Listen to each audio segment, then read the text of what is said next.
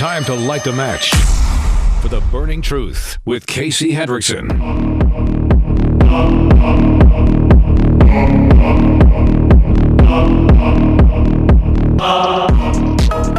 Good afternoon. Thank you for tuning in to The Burning Truth. I am your host, Casey Hendrickson. Do want to thank R&B Car Company, locations in South Bend, Warsaw, and Fort Wayne. Go to rbcarcompany.com. You can also watch the live stream on Rumble. Go to rumble.com/Casey, the host. CEO of Rumble, Chris Pavlovsky, started following me today, so that's kind of cool. I don't know what's going to develop from it, if anything, but nonetheless, glad to have Chris aboard. All right. I think we got to talk about the, well, some people in the live chat said it's the feel-good story of the day, and I don't know that I could agree with you more than that. For those of you who are under the age of, 35, 40 maybe, you probably have never experienced the pleasure of owning a pager. But they do still exist. They're used quite often by terrorists, at least for the moment. We'll see how long that lasts. So they're saying that Israel's responsible for this. Now, do we have any confirmation that Israel is responsible for this? No. For all we know, it could be a rogue jihadi within Hezbollah. I don't know. They're saying it's Israel. It seems like something that Israel would have the capability to do. We don't have any confirmation that it's Israel. Okay, so we're all assuming that it's Israel, but technically, we don't really know.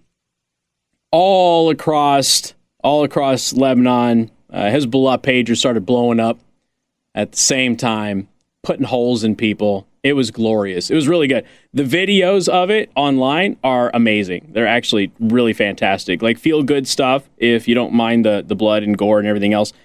Most of the people are surviving. I think they're up to 9 dead now, including an MP's son. So that's something. But there is thousands who have been injured. And some people lost their digits on their hand. I've seen a lot of holes blown into the side of people. They don't feel very good. A bunch of people limping, holes in their leg as well. But there's been some where, they pulled it up to their face and it blew up in their face, and their face ain't so pretty now. Now, according to a Lebanese security source who spoke to Al Jazeera, and I don't know if you can take any of this seriously, I'm just telling you what's happening. The pagers were booby-trapped, that it wasn't a cyber attack. No, Lebanese security forces are saying that the pagers were booby-trapped. Sources told Sky News Arabia that Mossad had placed a quantity of PETN, liquid explosive in the battery of the communications devices and then detonated it by raising the battery's temperature. Do we know definitively if that's what happened? Nope. I'm just telling you what they're saying. Okay, just keep that in mind. This is a developing story. We're not exactly sure how this went down or anything else. It's all just kind of up in the air at this point. The United States has urged Iran to avoid any action that would, further aggravate any tensions after the pager explosions all over Lebanon. Here's the thing. From what we understand, I haven't even seen any official, any retort to that at all from Hezbollah. To my knowledge, everybody who got blowed up was Hezbollah. I haven't seen anything to the contrary. That doesn't mean it doesn't exist. And it's a little unusual, but because they love blaming Israel for just, blowing up random pagers and things like that. I don't know. It probably gets a little difficult to tell everybody that, hey, the pagers belong to civilians and stuff, since nobody really uses pagers anymore, even in Lebanon. We would urge Iran not to take advantage of any incident to try to add further instability and to further increase tensions in the region. That is the State Department. According to two U.S. officials contacted by Axios, Israel did not inform the Biden administration of its operation, nor have we even heard definitively that it was Israel. Again, I'm just throwing it out there as a possibility, folks, right? There could be just like one jihadi handing out pagers to Hezbollah, and maybe that jihadi is, maybe they're Mossad. Maybe there's somebody else. I don't even know if that's how it went down. I'm just saying. Maybe it's like the Obama phone thing. The thing rolls in, it plays the ice cream truck music, and the terrorists come out of the woodwork, and they get their free pager, and you got one guy handing it out. And that one guy, maybe he really doesn't like Hezbollah all that much, and he's the one that booby-trapped him. It's possible. I don't know. Just throwing it out there. Everybody's just automatically assuming it's Israel. Hamas condemned the attacks. Nobody cares. They actually called it Zionist terrorist aggression, which is really funny. It's Zionist terrorist aggression to blow up terrorists. Right. Okay. The United States says that they were not involved and not aware. Israel didn't let us know what was going on.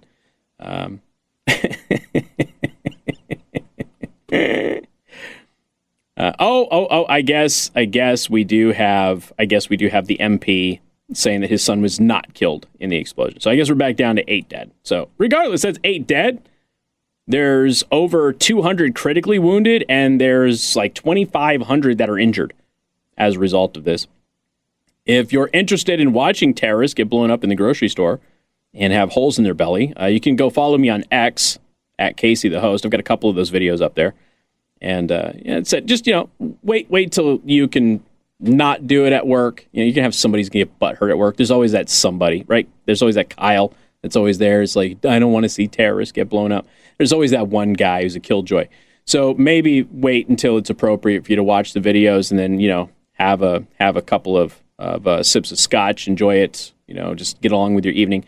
Just know that there is some humor in the world.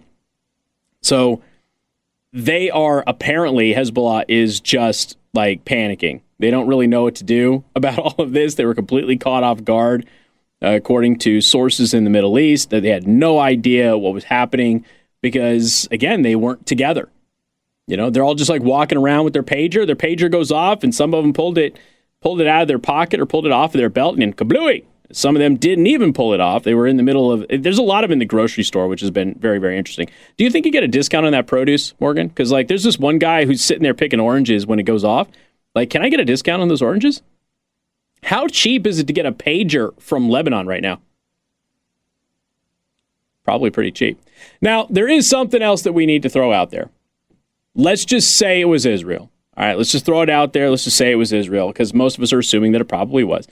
Let's just say, I don't know that this would be a cyber attack, okay? That seems a little difficult, but not impossible. But let's just say Israel's responsible for this thing, and they can remotely detonate these devices. This led to a lot of people going, wait a minute. If Israel can do this to a pager, what can, any intelligence agency do with our smartphones? Valid concern. Maybe it's not just a little spy device that you have in your pocket that's designed to pretend to make your life easier. Maybe, who knows? Maybe it is. Yeah, everybody, remember the whole microchip thing? I mean, even Morgan remembers the microchip thing. They're going to implant you with a microchip, right? They don't need to. They don't need to implant you with a microchip. You willingly carry several of them with you everywhere you go. But, yeah, this kind of opens up the realm of possibilities for awfulness, doesn't it? Man's just sitting there picking oranges and boom, he's got a hole in his gut. The hospital videos are my favorite because it's a really good montage of dozens of Hezbollah fighters with holes in them and, writhing in pain. I think those ones are good. Those are, that personally, for me, that made my afternoon. So if you're interested in that sort of thing, you can follow me on X. I do have a couple of those videos up there. Obviously, it's not for the squeamish. You definitely do not want to watch this stuff if you're squeamish at all because some of it's pretty gnarly. Did see a picture of one of the people who did not survive as a result. It was ugly. And again, it just kind of depended on when it detonated. Did it detonate on your hip? Did it detonate in your hand? Did it detonate when you put it up to your face to look at it, to see what was going on? It all seems to depend on where the pager was at the moment that it actually exploded. So I guess the NP's son has not been killed. We're at 8 killed. 200 are still critical, 2,500 injuries as a result of this. We'll call it a coordinated attack, I guess. But a bunch of Hezbollah fighters are down right now.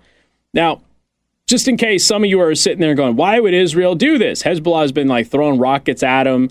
It's not just Hamas. Hezbollah has been doing all of this stuff for several days as well. Yemen's been doing the same thing. Rockets have been hitting Israel from all sides for an extended period of time. And this is just the latest in the escalation of that particular conflict. Very creative, though. I have to say, this is probably... Do I want to give it a 10 out of 10, Morgan, or do I give it a 9.5? Because there's always the possibility that something is more creative, right? But I can't think of something more creative than blowing up somebody's pager, like in unison, thousands of people at the same time. That's pretty creative. I might, you know what? 9.8. I'm going to give you a 9.8 out of 10. I'm going to leave a 0.2 margin for something more creative. That's what I'm going to do. Israel, if that's you, bravo. If it's Sahib, who's just angry at Hezbollah, bravo as well. We got more coming up. You're tuned in to The Burning Truth.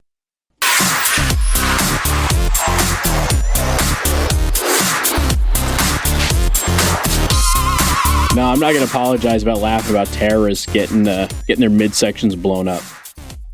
If you don't think that's funny, you're not American. I don't care who you are. All right, ladies and gentlemen, thank you for tuning into The Burning Truth. So we got some polls here. This is going to come as a massive, massive shock and or surprise for you Hoosiers out there. But new polls have come out, and they've shown Donald Trump and Mike Braun are leading their respective races. I know, you're stunned. You're not exactly sure what to do about all of that. That is that's a rough one. I don't know how you recover from that. That's something.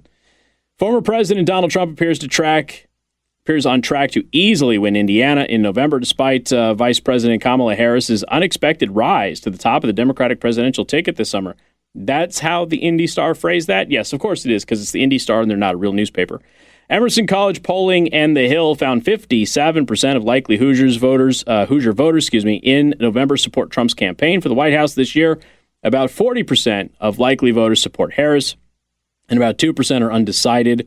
Emerson College surveyed 1,000 likely voters between September 12th and the 13th, and the poll has a margin of error of 3 percentage points, like it is supposed to. Indiana voters were contacted by text message and an online survey. The support for Trump reflects the results of an Emerson College poll from March, where the former president had 55% of support from registered voters in Indiana, over 34% for Biden at the time. Just 28% of likely Hoosier voters currently approve of Biden's job. And that's 28% morons in the population of the state.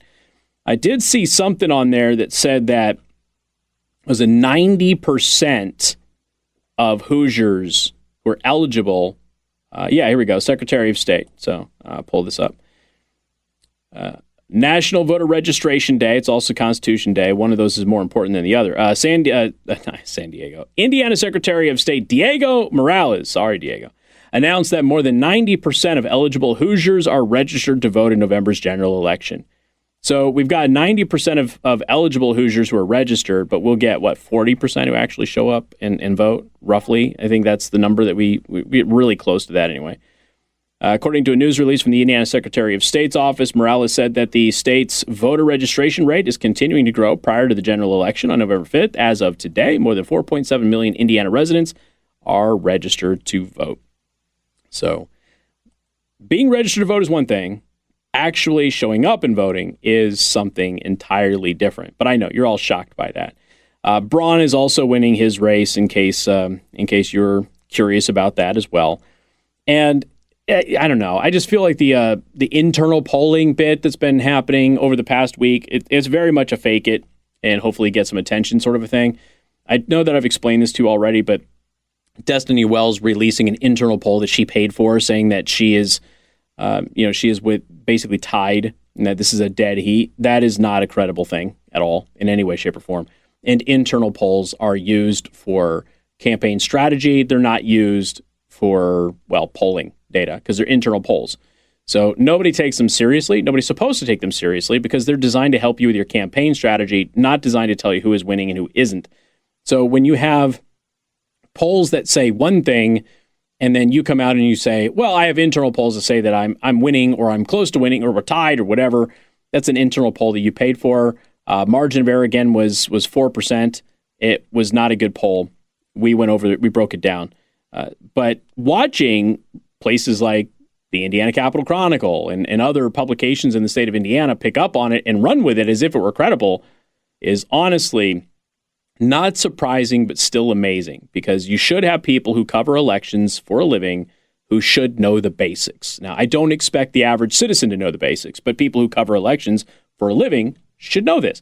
So when you have a political beat reporter running around and telling you Destiny Wells is tied with Todd Rokita, no, she's not. But there's a poll that says so. Yeah, an internal poll. But it's still a poll that she paid for. It's not, you don't release those polls. When campaigns release internal polls, which historically they only do when it is dramatically different than the reality. And they're doing that in order to go out there and manipulate the narrative, generate some coverage, let people out there, believe that, hey, this is a toss-up. It might motivate your base to show up. It might generate some revenue for you in donations and that sort of thing. Now, Destiny Wells has another problem. I just did an article in which we got voter data from Diego Morales. Now, correct me if I'm wrong, but didn't Destiny Wells pull the same stunt on Diego Morales? And didn't he stomp the hell out of her in that election? Yeah. So she's got a history of doing it. And that makes what happened with reporters in Indiana who did, once again, regurgitate the nonsense from Destiny Wells.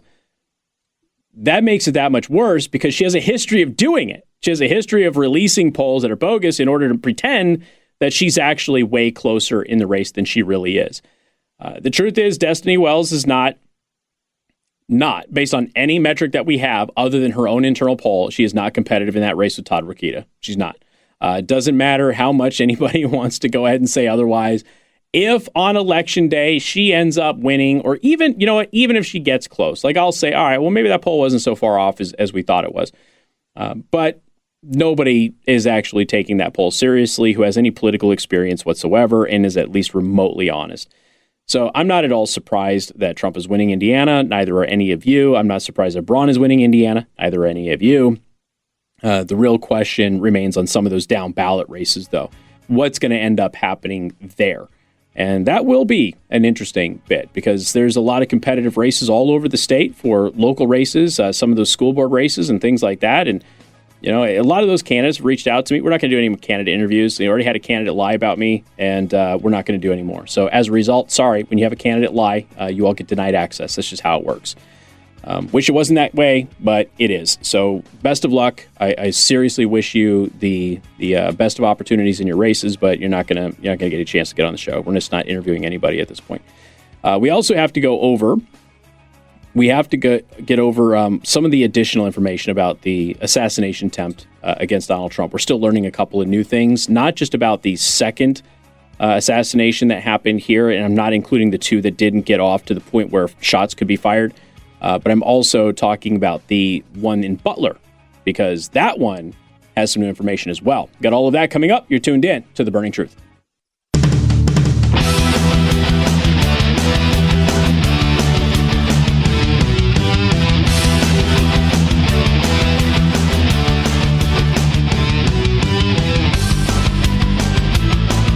The Burning Truth with Casey Hendrickson. And good afternoon. Thank you for tuning in to The Burning Truth. I am your host, Casey Hendrickson. Today's Tuesday. That means Tuesday Tithe with Pastor Lucas Miles. Pastor Miles, how you doing this afternoon? Hey, I'm doing fabulous. Thanks for having me on. It's always good to have you. We're a couple of weeks away. You got the Brave and Free Conference that is coming here to Michiana October 4th through the 6th. And obviously, you're going to be a speaker. Your wife, Chrissy's going to be a speaker. You got Eric Metaxas coming. You got a whole lineup of really, really good speakers to talk about all those topics. Micah Beckwith is actually going to be there, so a lot of people in the audience will know who Micah Beckwith is, obviously. So tell us a little bit about the Brave and Free Conference and how people can participate. Yeah, look, I think this is the event that the patriots in Michiana and conservative Christians have been looking for a while now. I mean, I can't tell you how many people have come to me and said, hey, can we do just a big event that really focuses on the issues, talks about these things from a Christian worldview? How do we process through this? And I think that especially at this time, leading up to the election, it's so important that Christians are able to kind of look with a biblical lens on these issues to be able to navigate. We have, people on both sides of the aisle across all sorts of different, positions that are, running for, an elected position right now that are claiming that, man, this is, I'm holding to Scripture on this, or this is what Jesus would do. This is how Jesus would vote. And I think that what we have to do is we have to come back to the text. We have to come back to, some trusted voices that can help navigate that for us. And so we've brought these guys together, as you mentioned. Eric Metaxas, New York Times bestselling author, wrote Letter to the American Church, Bonhoeffer, Luther, kind of definitive works on those things. My wife and I will be there. Rick Green, who's an expert on the Constitution. This guy is sought over, speaks all over the country, has his biblical citizenship classes that have been held in churches all around the nation. Incredible guy. Ron Luce, if maybe some of the audience might remember a thing called Acquire the Fire. Ron has spoken to just thousands and thousands, countless young people throughout his tenure, and just a phenomenal voice. So he's going to be speaking to really parents on some of these issues. Micah, of course, hometown Hoosier hero here for us, and in addition to running for lieutenant governor, Micah, as most people know, is also a pastor and really accomplished at just working through these issues. And we got people coming like Dr. Tom Anderson. One time had the largest, fastest growing church in the nation out of Phoenix. A couple TikTok friends of mine, Shayla Perez and Quam Adams, as well as Joey Tellez, Hans Erlandson, other pastors that we just really trust their voices. And so this can be an incredible event. And of course, our very own Casey Hendrickson is going to be there. And so you're hosting a panel with Eric, myself, and Micah, I believe, on Friday night, October 4th. And so this is a must-attend event for Michiana. Yeah, and I will not be giving you biblical advice, ladies and gentlemen. I'm simply there to be the pitchman for the questions on Friday. So you're the face, Casey. Let's face it. You're the face. All yeah, right? Okay. There's going to be people out there like, wait a minute. The guy was just bragging about terrorists getting blown up. I'm not so sure he's the right face for this. I'm not. Okay. I'm just there to field the questions, and they will answer them. I don't want anybody to get any wrong ideas about this. So how do people get tickets for this? And then how much do those tickets cost? And what are some of the options for tickets? Yes. Yeah. So you can head over to influencechurch.org. Now, keep in mind, influence does not have an I in the front of it. It just starts with an N. So NFLUENCE church.org, and click on the Brave and Free logo. You'll see that flashing across the top. And we have a couple different ticket options. There is a general admission as well as a VIP ticket. But for your audience, Casey, we are giving a discount code. So this is only for your listening audience. 20% off the ticket prices of either the general admission or the VIP. You can use it for as many tickets as you'd like, and that discount code is Casey, CASEY, of course. And if you put that in there at your checkout, you'll get 20% off the tickets. They're regularly, I think, $89, and then honestly, I can't even remember what the VIP is. I think it's $149, but you get 20% off of those, and it's going to be a fabulous event. We are going to sell out this venue, so it will be completely sold out. So this is not something you want to wait on. Do it today. Sign up, because we will run out of seats. Well, you only have seats for like 350 people or so, right? So, about 350, 400. Yeah. Okay. So, yeah, relatively, for the venue, relatively small space. It's going to sell really, really fast. So if you want to get your tickets, you want to do it now, you can use promo code Casey. You get that 20% discount on there.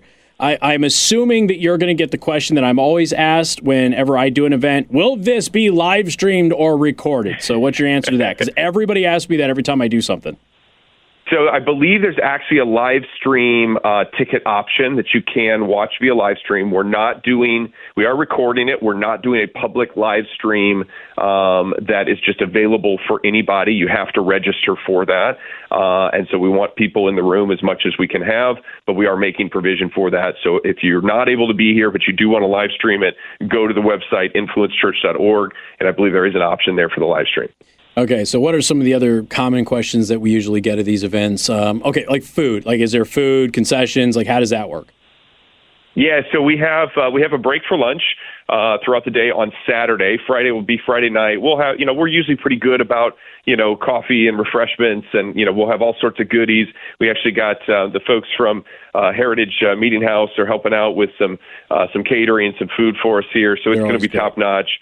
And our teams have been working for really months to make this happen. And so I think this is going to be a high caliber event with, all the extras and accoutrements. You'll have different, books and products and things from all the different speakers that are available here, kind of a makeshift bookstore for this event, as well as just access to these guys, especially with the VIP ticket. If you want to be able to meet Eric, you want to be able to ask him a question, you want to be able to talk to him, get a picture with him, those things, there's going to be opportunities to connect with speakers. And I think that especially on Saturday, these guys want to be accessible. This isn't just about coming in and doing a session and leaving. This is about really seeing transformation for communities.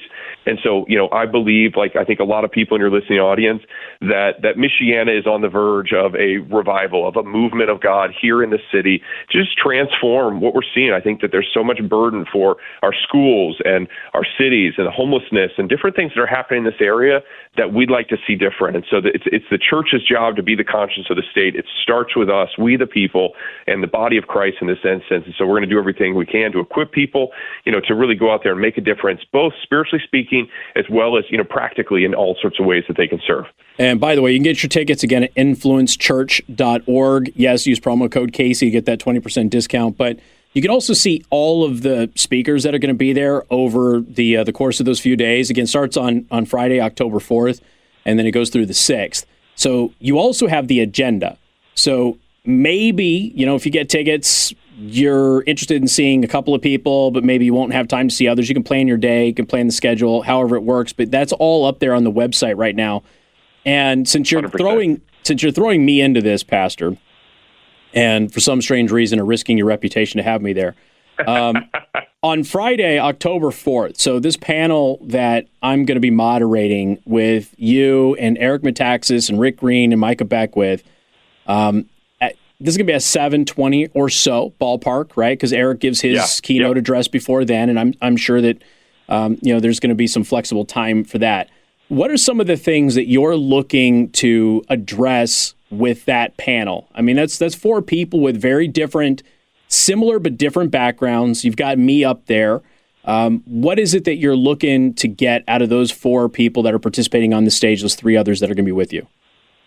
Yeah, look, I think that we have the diversity within this panel of being able to have, an expert on the Constitution like Rick Green, somebody like yourself that really is just, you're in tune on the issues and current events. You're dealing with those every single day.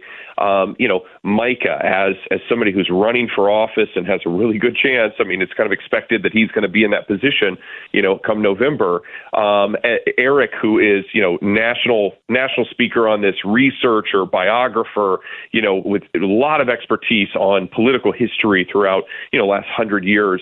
And then, me from a biblical lens standpoint and being able to provide that pastoral, approach to this. I think that we're going to be able to cover some pretty serious issues on holistically, not just how do we think about these, what does the Bible say about them, but how do we walk them out? Because if this is just theology and we don't know how to walk this out, we're still going to be left wanting. And I think that we have to learn how to put our faith into action and how to walk out these issues. And so whether or not it's something like, hey, how do we hold a school board accountable? Or, how does my vote really matter? Or how do we know that election, integrity is in place across this country? I think that we can deal with a lot of questions like that, for our audience and hear, kind of some of the best advice from these national experts.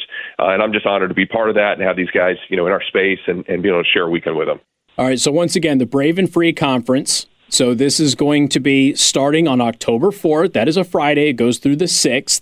You can get tickets right now at influencechurch.org. That starts with an N, influencechurch.org. You can also use promo code Casey to save 20%. Seating is limited. There is a virtual ticket option for those of you who maybe don't want to go in person or are unable to go in person and would like to still support it and be a part of it remotely. That is an option that is available.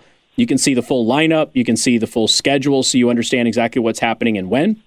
And again, you can get your tickets at influencechurch.org. Anything else before we let you go, Pastor? No, I think we covered it. And look, I'll be back on next week to tell you some more about it. I'm sure we'll have some new news and updates. Maybe another speaker. Who knows? Might surprise people with that. But man, there's so many great things happening to this. Be there. And of course, Influence Church is here every Sunday, 10 a.m. here in Granger. Would love to have you. All right. Thank you so much for the time, man. Talk to you next week. Thank you. All right. Bye. Tuesday Tithe with Pastor Lucas Miles, influencechurch.org. Promo code Casey to save 20% on your Brave, your tickets to the Brave and Free Conference, which starts October 4th. We got more coming up. You're tuned into The Burning Truth.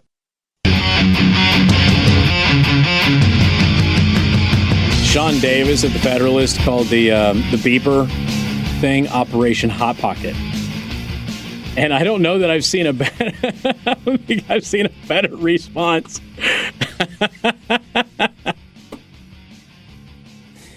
There's a lot of Hezbollah fighters that were videoed and photographed because they had the pager in their front pocket, ladies and gentlemen, when it blew up. So it's Operation Hot Pocket. That's good. That's good. Sean Davis always got a great sense of humor. All right. Trump has described what happened during his second assassination attempt. Speaking on an X space on Monday, former President Donald Trump described what happened on Sunday during the apparent assassination attempt while he was playing golf. So I was playing golf with some of my friends. It was on a Sunday morning in very peaceful, very beautiful weather. Everything was beautiful. It was a nice place to be. And all of a sudden, we heard shots being fired in the air. And I guess probably 4 or 5. And it sounded like bullets. But what do I know about that?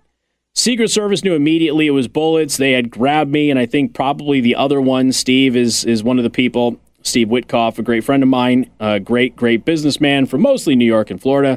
Great businessman, because, again, he likes to, bloviate on that stuff. So we're in the group, and everybody we got into the carts, and we moved along pretty good. I was with an agent, and the agent did a fantastic job. There's no question that we were off that course. I would have loved to have sank that last putt, but we decided let's get out of here. So he goes on to kind of talk about some of the other stuff there. But last night, the left, and even through today, the left has been, including some people in the media, by the way, have been running around and going, no shots were fired by the gunman, because of that press conference yesterday. Yeah, they weren't fired there because the Secret Service agent saw the rifle poking through the fence and he fired at the assailant. That's why there was no shots fired. That should be praising a Secret Service agent. Like what should have happened in Butler? Before he fired a shot at Trump, like he should have been shot in the face. Like that's what should have happened.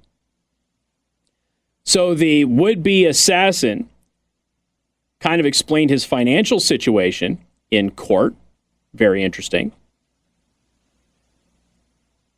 Let's see. His financial situation makes no sense from Paul Sperry. Paul Sperry is an investigative reporter. Very good one, by the way. The would-be Trump assassin number 2 told the court that he had no assets and lives off of $3,000 a month while supporting a son as a roofer. Yet he's finding money to travel back and forth to Oahu and to Ukraine as a mercenary while amassing a small arsenal of weapons plus GoPro equipment.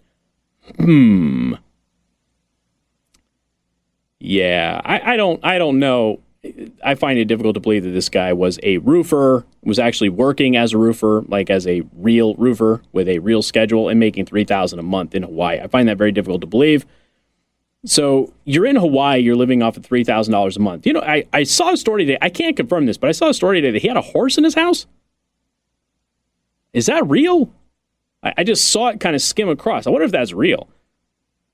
The only reason I'm bringing it up, I don't really care if it's real, but the only reason I'm bringing it up is if he had a horse in his house and he was caring for a horse, it definitely making more than $3,000 a month because horses are expensive. I think even people who never owned a horse know that. But this is a guy who's going back and forth, and he's going to Ukraine. He's doing all these recruiting efforts and all of that other stuff. For some reason, he's all over the American news media. They loved this guy. They've been interviewing him many, many times over the past couple of years. So anyway, Twitchy writes, how in the bleep could someone living on $3,000 a month be able to afford travel, weapons, and GoPro equipment? And he flew from Hawaii. Yeah. That's not an easy and a very cheap thing to do. It makes zero sense. Then you add in all of his bizarre connections to Ukraine and strange history with law enforcement, the media, and yes, even Washington, D.C., and it just turns into a giant ball of tinfoil filled with conspiracy theories. And when you consider how many conspiracy theories have actually come true in the last 4 years, well, yeah. So he had equipment. He had capabilities. He knew that Trump was going to be there. The Secret Service admitted that they did not secure the perimeter of that golf course before Trump golfed. Explain that one to me. This was a unscheduled golf outing, which we already knew, but it was also a last-minute golf outing that wasn't planned. It wasn't just that it wasn't available for the public, it's that it was a last-minute decision to go. So this guy been lying in wait for 12 hours and just happened to get that lucky? I don't know about that. I mean, maybe, I suppose, possibly, theoretically, he could have just went there hoping for the best, but it sure doesn't pass the smell test. Because once again, his security detail did not secure the perimeter. And how many times do we have to have an attempted assassination on somebody where the perimeter was not secured in the appropriate way? And that leads me to some of the stuff that dropped in a report about the last assassination attempt against Donald Trump before this one. And that report is not great. Some stuff you already know. Some stuff is a little new. We're going to break it down for you coming up next. Don't forget to watch the live stream on Rumble, rumble.com/Casey the host. And again, you're listening to The Burning Truth. Podcasts by Federated Media.